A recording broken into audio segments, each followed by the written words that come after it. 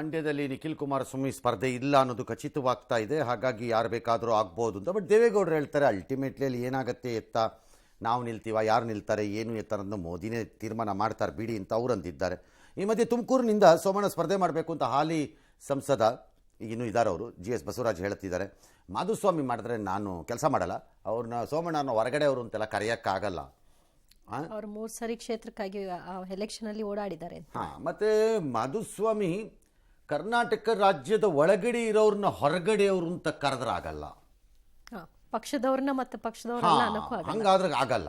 ಎಲ್ಲ ವಿದೇಶದಿಂದ ಕರ್ಕೊಂಬಂದ, ಉತ್ತರ ಪ್ರದೇಶದಿಂದನೋ ರಾಜಸ್ಥಾನದಿಂದನೋ ಕರ್ಕೊಂಬಂದ್ರು ಓಕೆ, ಹಂಗಲ್ಲ ಅದು, ಹಂಗೆ ಕರ್ಕೊಂಬರಕ್ಕಾಗಲ್ಲ ಅದು. ನೀವು ಹಂಗೆ ಹೇಳಲಿಕ್ಕಾಗಲ್ಲ ನನ್ನ ಪ್ರಕಾರದಲ್ಲಿ.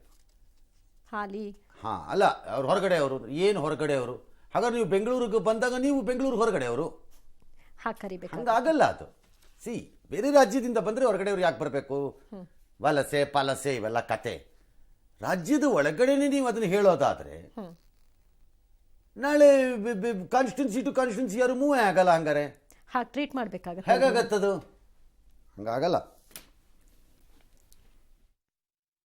ಎಲ್ಲವರು ಕೂಡ ನಾನು ನಿಲ್ಲಲ್ಲ, ನಾನು ಕಾರ್ಯಕರ್ತ ಕೆಲಸ ಮಾಡ್ತೀನಿ, ನನಗೆ ಬೇಡ ಅನ್ನೋದು ಅವರ ಅಭಿಪ್ರಾಯ ಹೇಳ್ತಾರೆ. ಕುಮಾರಸ್ವಾಮಿ ಇವತ್ತು ಲೋಕಸಭೆಗೆ ನಾನು ಹೋಗ್ತೀನಿ ಅಂತ ಹೇಳಲ್ಲ, ಎಲ್ಲರೂ ಒಟ್ಟಾಗೇನೆ ಕಾರ್ಯಕರ್ತರ ಅಭಿಪ್ರಾಯನೂ ತಗೊಳ್ತೇವೆ. ಅಂತಿಮವಾಗಿ ನಮ್ಮ ಅಭಿಪ್ರಾಯ ಸೋಮಣ್ಣವ್ರು ಬಂದ್ರೆ ನಾವು ಸೋಮಣ್ಣವ್ರಿಗೆ ಸಪೋರ್ಟು.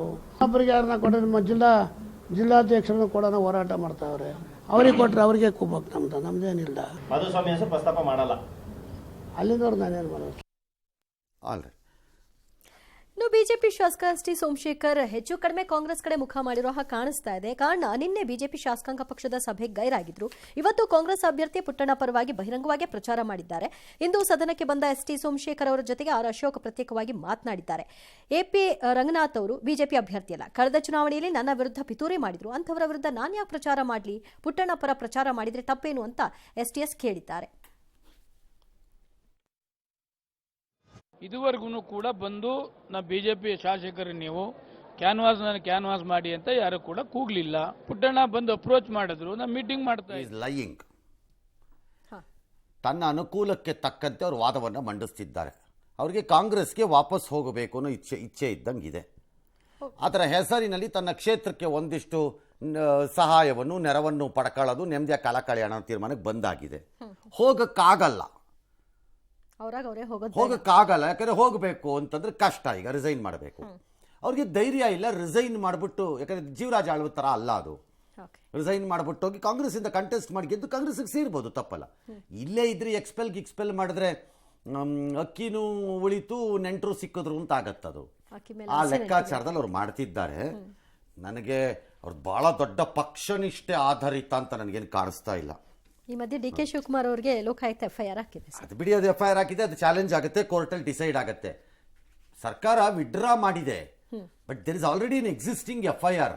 ಆ FIR ನ ಸರ್ಕಾರ ಅಮಾನತ್ ಮಾಡಕ್ ಬರಲ್ಲ, ಕೋರ್ಟೇ ಮಾಡಬೇಕು. ಯಾವುದೇ ಒಂದು ಕೋರ್ಟು ಆ ಒರಿಜಿನಲ್ FIR ನ ಸ್ಕ್ವಾಶ್ ಮಾಡದೇ ಇದ್ದಾಗ ಅದು ಇನ್ ಎಕ್ಸಿಸ್ಟೆನ್ಸ್ ಅಲೈವ್ ಆಗಿದ್ದರೆ ಇನ್ನೊಂದು FIR ಬರ್ಬಹುದಾ ಅನ್ನೋ ಕಾನೂನು ಪ್ರಶ್ನೆ ಬರುತ್ತಲ್ಲಿ, ಅದು ಇತ್ಯರ್ಥ ಆಗ್ಬೇಕು ಕೋರ್ಟಲ್ಲೇ.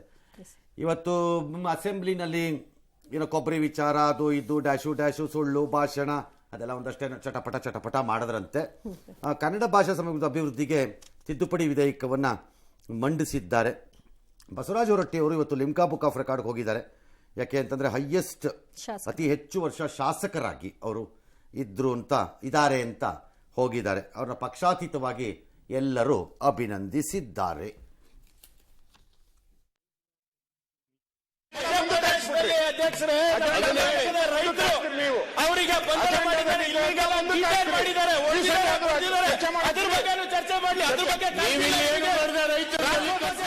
ಬೆಂಬಲ ಬೆಲೆಯನ್ನು ನಿಗದಿ ಮಾಡತಕ್ಕಂಥದ್ದು ಈ ರಾಷ್ಟ್ರದ ಪ್ರಧಾನಮಂತ್ರಿಗಳಿಗೆ ಇರ್ತಕ್ಕಂಥದ್ದು.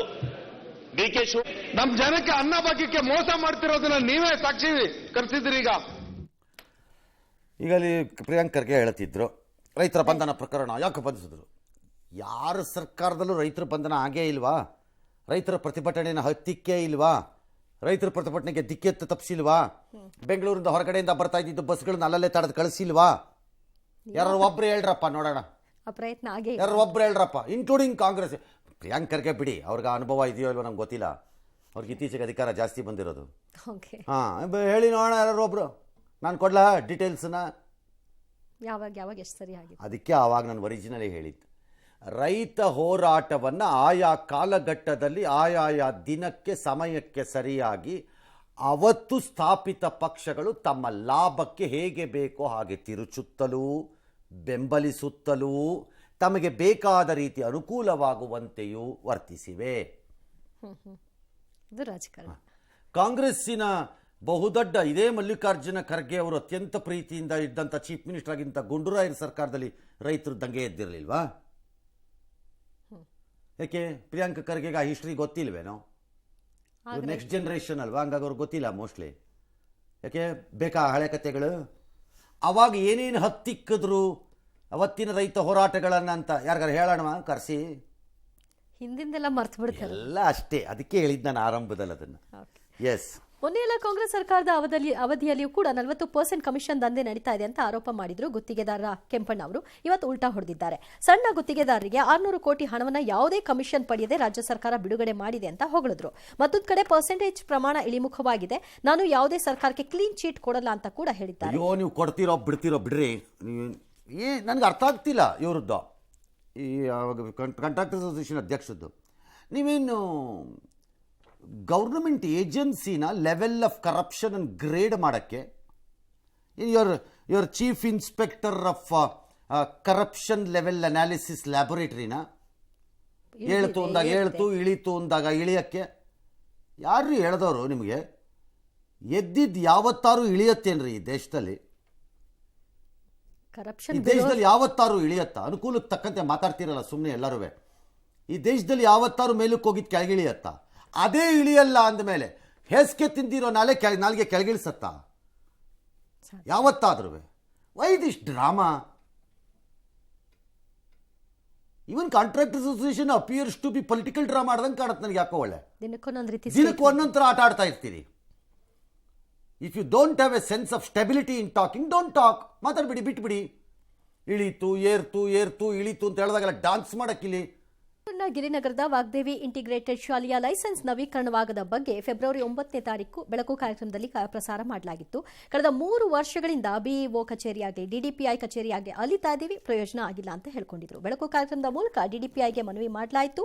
ಶಾಲೆಯ ಲೈಸೆನ್ಸ್ ಅನ್ನ ಈಗ ನವೀಕರಣ ಮಾಡಿಕೊಟ್ಟಿದ್ದಾರೆ. ಇದರಿಂದಾಗಿ ಶಾಲೆಯ ಪ್ರಾಂಶುಪಾಲರು ಹಾಗೂ ಸಿಬ್ಬಂದಿ ಸಂತಸವನ್ನು ಹಂಚಿಕೊಂಡಿದ್ದಾರೆ. ಎಸ್ಜಿಎಸ್ ವಾಗ್ದೇವಿ ಸಂಸ್ಥೆ ಶ್ರವಣ ನ್ಯೂನತೆ ಇರುವುದು ಮತ್ತು ಮಾತಿನಲ್ಲಿ ಶ್ರವಣದಲ್ಲಿ ನ್ಯೂನತೆ ಇರುವ ಮಕ್ಕಳಿಗೆ ಸಂಸ್ಥೆ ನಡೆಸ್ತಾ ಇದ್ದೀವಿ. ಇಲ್ಲಿ ನಮಗೆ ಒಂದು RR ಅಂತ ಕೊಡ್ತಾರೆ. ಅದು 2019ರಿಂದ ನಾನಾ ಕಾರಣಗಳಿಂದ ಬಂದಿರಲಿಲ್ಲ. ನಮಗೆ ತುಂಬ ತೊಂದರೆ ಆಗಿತ್ತು. ಬೆಳಕು ಕಾರ್ಯಕ್ರಮದಲ್ಲಿ ಇದನ್ನು ಕೇಳ್ಕೊಂಡ್ವಿ. ತಕ್ಷಣ DDP ಅವರು ರೆಸ್ಪಾಂಡ್ ಮಾಡಿದ್ರು ಬಹಳ ಪಾಸ್. ನನ್ನ ಪ್ರಕಾರ ಅದು ನಮ್ಮಿಂದಾನೇ ಅಂತಲ್ಲ, the DDPI was very good. ಅವ್ರಿಗೆ ಅದು ಅರ್ಥ ಆಗಿದೆ, ಹಾಗಾಗಿ ಈ ಕುಡ್ ಕ್ವಿಕ್ಲಿ ಡೂ ಇಟ್. ಅದನ್ನು ಅದು ಅವ್ರಿಗೆ ರೀಚ್ ಆಗಿದೆ, ಅವ್ರಿಗೆ ಅದು ಅರ್ಥ ಆಗಿದೆ ಕರೆಕ್ಟಾಗಿ, ಹಂಗಾಗಿ ಮಾಡ್ಕೊಡ್ತಾರೆ. We should simply say thanks to the DDPI also. ನನ್ನ ಪ್ರಕಾರ ಪಶ್ಚಿಮ ಬಂಗಾಳದ ಸಂದೇಶ್ ಕಲಿನಲ್ಲಿ ಮಹಿಳೆಯರ ಮೇಲೆ ದೌರ್ಜನ್ಯ ನಡೆಸಿರುವ ಪ್ರಕರಣ ಕಲ್ಕತ್ತಾ ಹೈಕೋರ್ಟ್ ಗಂಭೀರವಾಗಿ ತೆಗೆದುಕೊಂಡಿದೆ. ನ್ಯಾಯಮೂರ್ತಿ ಹೇಳ್ತಾರೆ, ಅಪೂರ್ವ ಸಿನ್ಹಾ ರಾಯ್ ಅವರು, ನನಗೆ ಆಘಾತ ಆಗಿದೆ ವರದಿಗಳನ್ನು ನೋಡ್ತಾ ಇದ್ರೆ ಇಲ್ಲಿ ಅಂತ. ಏನಂತಾರೆ ಮಮತಾ ಬ್ಯಾನರ್ಜಿ ಹೆಣ್ಮಗಳಾಗಿ ಅಲ್ಲಿ ಮಾತಾಡ್ತಾರೆ, ಭಾಷಣ ಬಿಗಿತಾರೆ, ಹೋಗ್ಬಿಟ್ಟು ಬುಡದಲ್ಲಿ ಬೆಂಕಿ ಬಿದ್ದಿದೆ, ಇನ್ನೆಲ್ಲೋ ಪುಂಗಿ ಊದಕ್ಕೆ ಹೋಗ್ತಾರೆ. ಮಾನ ಮರ್ಯಾದೆ ಇಲ್ದಿರೋ ರಾಜಕಾರಣಿಗಳನ್ನ ಕಟ್ಕೊಂಡ್ರೆ ಇನ್ನೇನಾಗತ್ತೆ ಹೇಳಿ ದೇಶದಲ್ಲಿ ಈ ಥರ ಆದಾಗ? ಬರೀ ಇದೆ. ಮತ್ತೆ ಇದಕ್ಕೆಲ್ಲ ಕಾರಣ ಆಗಿದ್ದವನು ಯಾವನು? TMC ನಾಯಕ ಶಹಜಾನ್ ಅಂತೆ, ಎಸ್ಕೇಪ್ ಆಗಿದ್ದಾನಂತೆ. ಇವತ್ತಿನವರೆಗೂ ಹಿಡಿಯೋಕ್ಕಾಗಿಲ್ಲ ಅವನನ್ನು. ಆಮೇಲೆ ಒಂದು 50 ಕೇಸ್ ಇದೆಯಂತೆ, ಇವತ್ತಿನವರೆಗೂ ಸಿಕ್ಕಿಲ್ಲ ಅವನು. ಎಡೆ ಮೂರಿ ತಗೊಂಬಂದು ಹಲ್ಲು ಉದುರಿಸ್ಬೇಕು, ಹೆಣ್ಮಕ್ಳ ಹತ್ರ ಕೊಟ್ಬಿಟ್ಟು ಉದುರಿಸ್ಬೇಕು ಅವನಿಗೆ. ಹೇಳ್ತೀನಿ, ಅಲ್ಲಿ ಒಂದು ಹೆಣ್ಮಗಳು ಮುಖ್ಯಮಂತ್ರಿ, and she doesn't even talk about it. ಮತ್ತು ಅದು BJP ಅಂತ ಓಟ್ ಹಾಕಿಸ್ಕೊಳ್ಳುವಾಗ ಮಾನ ಮರದೆ ಲಜ್ಜೆ ಇರಲ್ಲ, ನಾಚಿಕೆ ಆಗಲ್ವಾ? ಭಾಳ ಕೆಟ್ಟ ವರದಿಗಳು ಬರ್ತಾ ಇದೆ ಅಲ್ಲಿದ್ದಂತೂ. ಇನ್ನು ಉತ್ತರಾಖಂಡದಲ್ಲಿ ಅದು ಯಾರೋ ಅಬ್ದುಲ್ ಮಲಿಕ್ ಅಂತ ಯಾರೋ ಆರೋಪಿ ಹಲ್ದ್ವಾನಿನ ಮಾಡಿದ್ದಕ್ಕೆ ಅಲ್ಲಿ ಸರ್ಕಾರ 2.44 ಕೋಟಿನ ಕಕ್ಕಪ್ಪ ಅಂತ ನೋಟಿಸ್ ಕೊಟ್ಟಿದ್ದಾರಂತೆ ಸಾರ್ವಜನಿಕ ಆಸ್ತಿ ನಾಶದ ವಿಚಾರದಲ್ಲಿ. ಅವನು ಕಕ್ಕಬೇಕಲ್ಲ, ಠೇವಣಿ ಇಡು ಅಂತ ಹೇಳಿದಾರಂತೆ, ಇಲ್ಲಿದ್ರೆ ಆಸ್ತಿ ಮುಟ್ಕೊರೆ ಹಾಕ್ತೀವಿ ಅಂತಾರೆ. ಹಾಕಬೇಕು, ಯಾರಾದರೂ ಸರಿ, Hindu, Muslim, Congress, BJP, JDS, SP ನೋಡಬಾರ್ದು, ಮುಟ್ಕೊಲಾಗ್ತಾ ಹೋಗ್ಬೇಕು, ದಾರಿಗೆ ಬರ್ತಾರಾಗೆಲ್ಲ ಕಂಡು ಕಡೆಲ್ಲ ಸಾರ್ವಜನಿಕ ಆಸ್ತಿ ನಾಶ ಮಾಡೋದು. ಎಸ್, ಎಷ್ಟೋ ಮಂದಿ ಕಾರು ಓಡಿಸೋಕೆ ಭಯ ಪಡ್ತಾರೆ. ಆದರೆ 95 ವರ್ಷದ ಅಜ್ಜಿಯೊಬ್ಬರು ಮೊದಲ ಬಾರಿಗೆ ಸರಾಗವಾಗಿ ಕಾರನ್ನ ಚಲಾವಣೆ ಮಾಡಿ ಸೈ ಅನ್ಸ್ಕೊಂಡಿದ್ದಾರೆ. ಅಜ್ಜಿ ಲೀಲಾಜಾಲವಾಗಿ ಕಾರು ಓಡಿಸುವಂತಹ ದೃಶ್ಯವನ್ನ ನಾಗಾಲ್ಯಾಂಡ್ನ ಸಚಿವ ಟೆಮ್ಜೆಮ್ ಇಮ್ನಾ ಅವರು ಟ್ವೀಟ್ ಮೂಲಕ ಹಂಚಿಕೊಂಡಿದ್ದಾರೆ.